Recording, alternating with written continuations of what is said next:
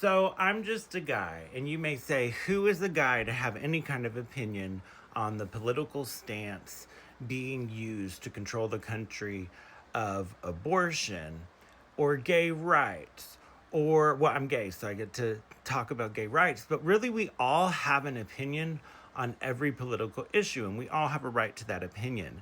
The thing is, if we would be of open communication, not get offended, not get into arguments, but talk about things as if you're actually having a back and forth rebuttal to be getting things done. It should never have been Republicans versus Democrats. Let's say abortion. Okay, so let's look up the statistics of how many girls have depression issues after abortion. Let's make a week course, make a bullet point. Let's force people within the time frame if they're going to have an abortion to go through a counseling that explains the possible consequences they're not thinking about because they're just thinking about getting rid of a baby that could be an inconvenience for their life. You could also talk about it's different if you're raped and then having a baby, or if you're having surgery and it's between the mom's life or the baby's life. That could be for the mom and husband both, or the mom and the person who had the baby to mutually decide, or the mom to protect herself or her child.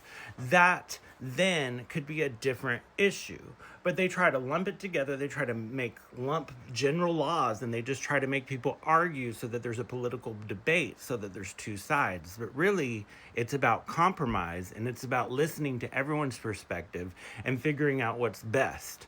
Certainly, cutting off resources seems insane for those that need them, and certainly people thinking they're better than someone who makes less money than them is also insane. So there's lots of issues, but open communication would be the first way to get things fixed properly without any kind of weird someone trying to make themselves king in a country in their little castle, because who knows even what, in their 80s? Like, why don't we also get younger candidates with new ideas to be leaders to help everyone?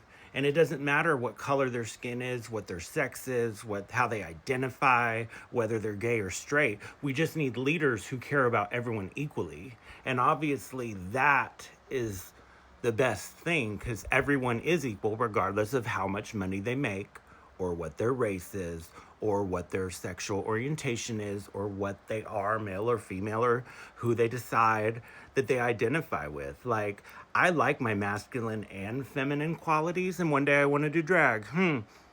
What about it? Like, people judge each other for no reason. Everyone just needs to talk more, be open, be less offended, hear, and then give your feedback.